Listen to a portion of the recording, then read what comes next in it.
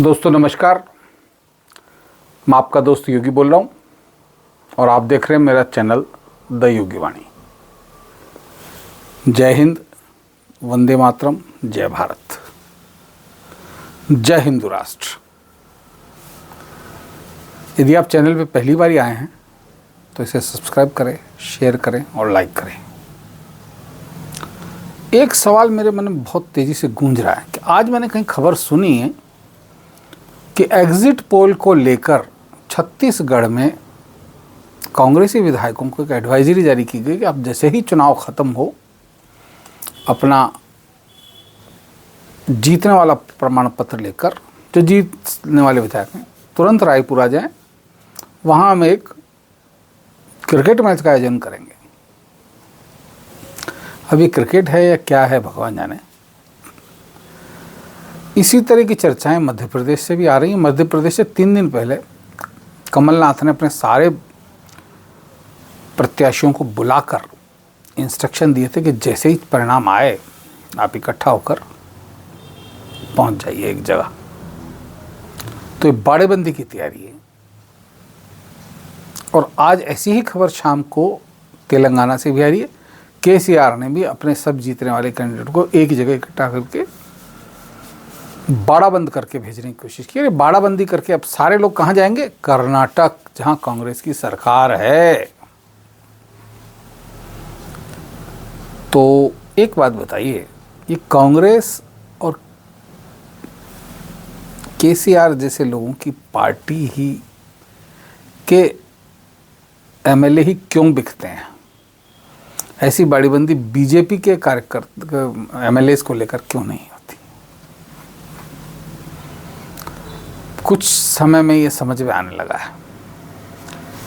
पहले तो समय ऐसा था कि बीजेपी के लोग भी बिक जाते थे, लेकिन नरेंद्र मोदी शाह के कार्यकाल में अब बीजेपी के लोग बिकते नहीं, खरीदते हैं, खरीदार हो जाते हैं। और ऑपरेशन लोटस करके सरकार बनाने का डर कांग्रेस को छत्तीसगढ़ में इतना सता रहा है कि उन्होंने रायपुर में एक 72 सीटर हवाई जहाज भी बुक कर लिया, बताया जाता है, जो अपने जीतने वाले लोगों को लेकर सीधा कर्नाटक चला जाएगा। और छत्तीसगढ़ में तो सबसे बड़ी बात यह है कि स्थिति इसलिए ज़्यादा ख़राब नज़र आ रही है क्योंकि भूपेश बघेल के साथ जो वहाँ राज्य के उप मुख्यमंत्री हैं टी सिंहदेव, तो वो भी पिछली बार भी मुख्यमंत्री बनाते बनाते रह गए थे। हालांकि उन्होंने 5 साल जैसे तैसे सरकार में भाग लेके काम किया, लेकिन आशंका व्यक्त की जा रही है कि वो कभी भी निकल सकते हैं। थोड़ी सी चेहरे पे सुस्ती छा रही, रात को नींद नहीं आई तो थोड़ा सा तबीयत थोड़ी नासाज सी है, इसके लिए क्षमा प्रार्थी हूँ। लेकिन चूँकि वीडियो बनाना एक मेरा उद्देश्य भी है, आप लोगों को सूचनाएं भी ताज़ा मिलती रहे, इसके लिए मैं कर ही रहा हूँ। राजस्थान में ऐसे हालात नहीं हैं कि विधायकों की बाड़ीबंदी की जाए, लेकिन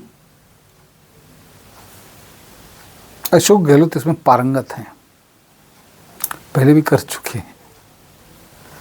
बाड़ाबंदी करके उन्होंने अपनी सरकार गिरने से बचाई थी। तो लेकिन यहाँ ऐसी स्थिति, शायद अशोक गहलोत को पता कि ऐसी स्थिति नहीं आने वाली कि हम मार्जिन पे जीते। हालांकि एग्जिट पोल कुछ कह रहे हैं, कुछ कह रहे हैं। एग्जिट पोलों की ख़ास बात और देखिए, मैंने आज बड़ा विचित्र सा लगता है कि एग्जिट पोल, समझ लीजिए मध्य प्रदेश में अगर बीजेपी के फेर का आ गया तो कांग्रेस प्रवक्ता कहने नहीं ये एग्जिट पोल खराब है,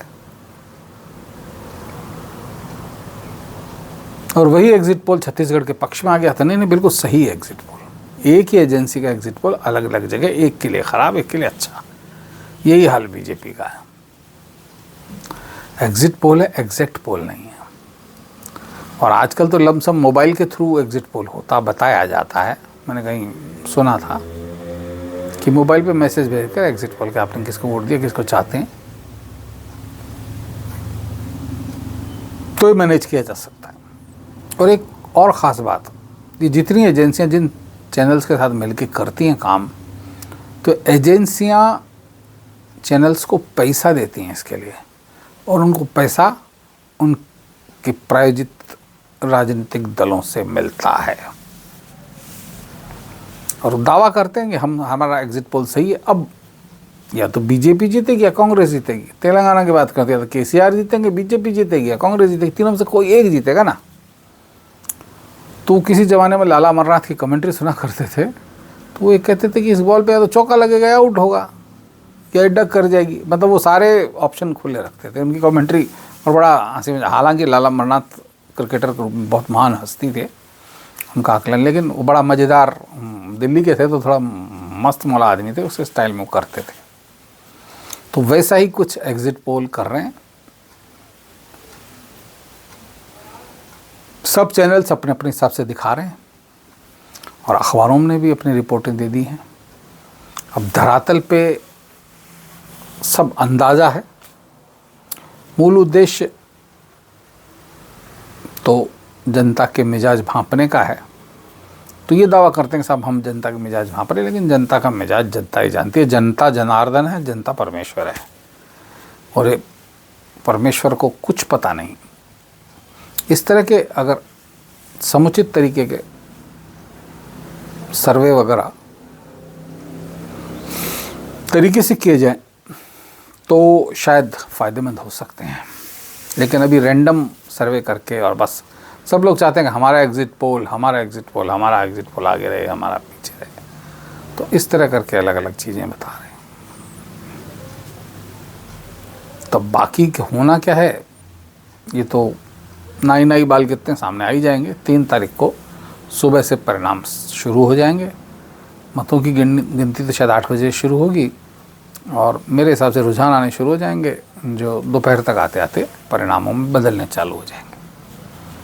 तो तब तक के लिए हम सब इंतज़ार करते हैं। एग्जिट पोलों पर ध्यान देकर ज़्यादा खुश होने की ज़रूरत भी नहीं है किसी भी पार्टी को, और ज़्यादा नाराज़ होने की भी ज़रूरत नहीं है। जो एग्जैक्ट यानी सही मतदान का परिणाम है वो 3 तारीख को आपके सामने होगा, तभी पता चल पाएगा कहाँ कौन सरकार बना रहा है। जो व्यक्तिगत आंकलन है वो सब अपने अपने बता रहे हैं, हमने भी बताया है, आपने देखा भी है। क्योंकि कांग्रेस राजस्थान में सरकार बनाने की स्थिति में नहीं है। वो क्यों नहीं है, मैंने पिछले वीडियो में इसका बताया भी है कि 1998 के बाद कांग्रेस कभी 100 से ऊपर सीटें जीती ही नहीं राजस्थान से। तो ऐसी स्थिति में कैसे सरकार बना पाएगी। यहाँ 200 सीट हैं, 101 सीटें हों तो आप बहुमत पे पहुँचेंगे। पिछली बार 99 रह गए थे, उन्होंने 6 बहुजन समाज पार्टी के लोग तोड़ लिए थे। तोड़ क्या लिए थे, अपनी पार्टी में विलय करा के फिर सरकार उन्होंने चलाई। उनमें कुछ लोग मंत्री भी बने, एक मंत्री तो लाल डायरी लेके भाग भी गए बाद में चुनाव आने से पहले। तो वो भी स्थिति है।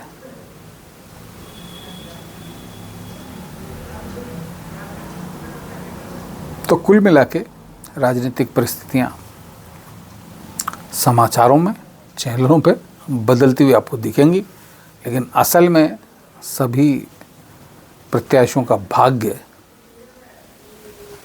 ईवीएम्स में बंद पड़ा है और ये ईवीएम 3 तारीख यानी रविवार को सुबह खुलनी शुरू होंगी। तो तब के लिए वेट करते हैं और कल किसी दूसरे विषय पे वीडियो बनाएंगे। तो आज्ञा दीजिए। जय श्री राम, वंदे मातरम, जय हिंद, वंदे भारत, जय श्री राम।